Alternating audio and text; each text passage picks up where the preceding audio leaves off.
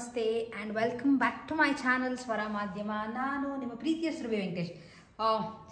ಇವತ್ತು ಬೆಳಗ್ಗೆ ಎದ್ದು ಈಶ್ವರನ ದೇವಸ್ಥಾನಕ್ಕೆ ಹೋಗಿ ಬಂದೆ. ಕಾರ್ತಿಕ ಸೋಮವಾರ ಹೋಗಿ ಬರೋಣ ಅಂತ ಬೆಳಗ್ಗೆ ಬೇಗ ಹೋಗಿ ಬಂದುಬಿಟ್ಟೆ. ಸ್ವಲ್ಪ ರಶ್ ಕಮ್ಮಿ ಇರುತ್ತೆ ಆ್ಯಂಡ್ ನಿಧಾನಕ್ಕೆ ದೀಪ ಎಲ್ಲ ಹಚ್ಚಿಬಿಟ್ಟು ಬರ್ಬೋದು ಅಂತ ಬೆಳಗ್ಗೆ ಹೋಗಿ ದೇವಸ್ಥಾನಕ್ಕೆ ಹೋಗಿ ಬಂದು ತಿಂಡಿನೂ ಆಗೋಯ್ತು.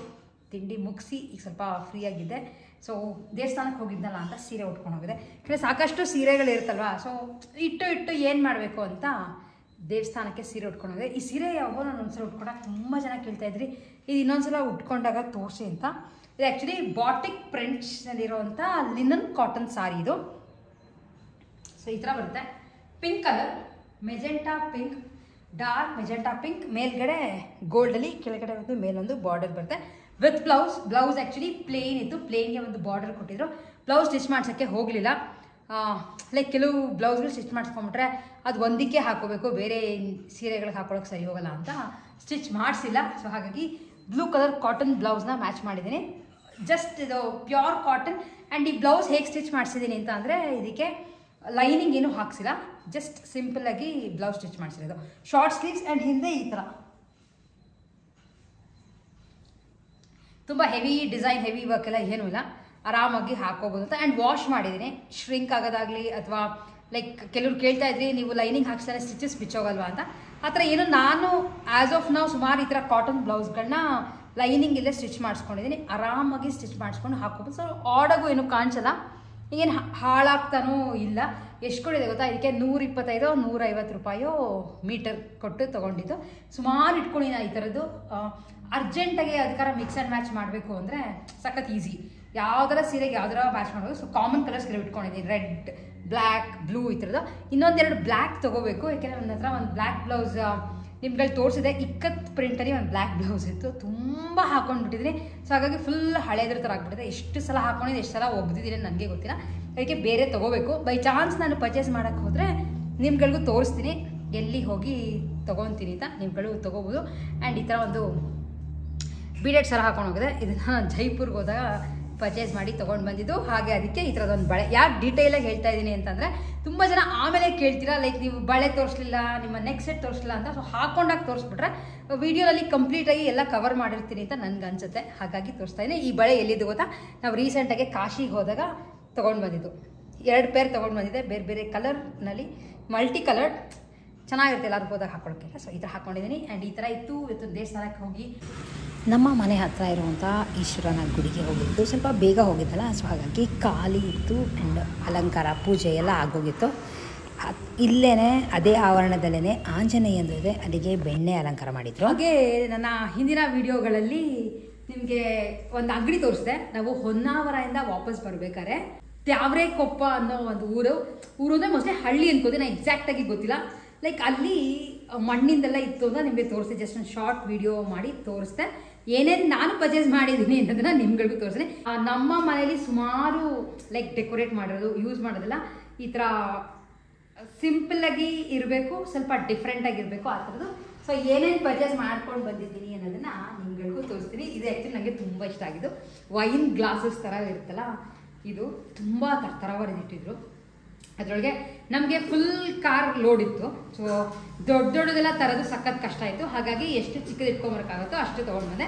ಈ ಥರದ್ದು 2 ಗ್ಲಾಸ್, ವೈನ್ ಗ್ಲಾಸ್, ಮಣ್ಣಿಂದು ಚೆನ್ನಾಗಿದೆ. ಇನ್ಕಾರ ಯೂಸ್ ಮಾಡಿದಾಗ ಡೆಫಿನೆಟ್ಲಿ ತೋರಿಸ್ತೀನಿ ಯಾವುದಕ್ಕೆ ಹಾಕೊಂಡ್ರೆ ಚೆನ್ನಾಗಿರುತ್ತೆ ಅಂತ. ಸೊ ಅದ್ರ ಜೊತೆ ಈ ಥರದ್ದು ಟೀ ಸೆಟ್ನ ತೊಗೊಂಡು ಬಂದೆ. ಪುಟ್ಟದು ಯೂಸ್ ಮಾಡ್ಬೋದು. ಈ ಥರದ್ದು ಒಂದು ಟೀ ಪಾಟ್, ಟೀ ಏನಾರು ಹಾಕಿಟ್ಕೊಳ್ಳೋಕ್ಕೆ. ಅದ್ರ ಜೊತೆ ಈ ಥರದ್ದು ಕಪ್ಸ್, 6 ಕಪ್ಪು. 6 ಕಪ್ಗೆ ಆ್ಯಕ್ಚುಲಿ ನಾವು ಕೊಟ್ಟಿದ್ದು 250 ರೂಪಾಯಿ. ಆ್ಯಂಡ್ ಇದಕ್ಕೆ 180 ರೂಪೀಸ್ ಅನಿಸುತ್ತೆ. ಇಷ್ಟು ಇದನ್ನು ತೊಗೊಂಡು ಬಂದಿದ್ದು. ಇದ್ರ ಜೊತೆ ಇದು ನಮಗೆ ಆ್ಯಡೆಡ್ ಏನೋ ಏನಾರು ಇಂಟೀರಿಯರಲ್ಲಿ ಅಂದರೆ ಮನೆ ಒಳಗೆ ಏನಾರು ಡೆಕೋರೇಟ್ ಮಾಡೋಕ್ಕಿಡೋಕ್ಕೂ ಚೆನ್ನಾಗಿದೆ. ಅಥವಾ ದೀಪ ಏನಾರು ಹಚ್ಬಿಟ್ಟು ಮುಂದೆ ಇಡ್ತೀರಾ ಅಂದರೆ ಅದಕ್ಕೂ ಚೆನ್ನಾಗಿದೆ. ನಾವಿದು ಆ್ಯಕ್ಚುಲಿ ತೊಗೊಂಡು ಬಂದಿದ್ದು, ನಾನು ಹೆಂಗಿರೋ ಗೊಂಬೆ ಕೊಡಿಸ್ತೀನಲ್ಲ, ಅವಾಗ ಏನಾದರೂ ಥೀಮ್ಗೋ ಏನಕ್ಕಾದ್ರೂ ಇಡಕ್ಕೆ ಬೇಕಾಗುತ್ತೆ ಅಂತ 2 ತೊಗೊಂಡು ಬಂದೆ. 2 ಇದೆ ಈ ಥರದ್ದು. ಓಪನ್ ಇದೆ.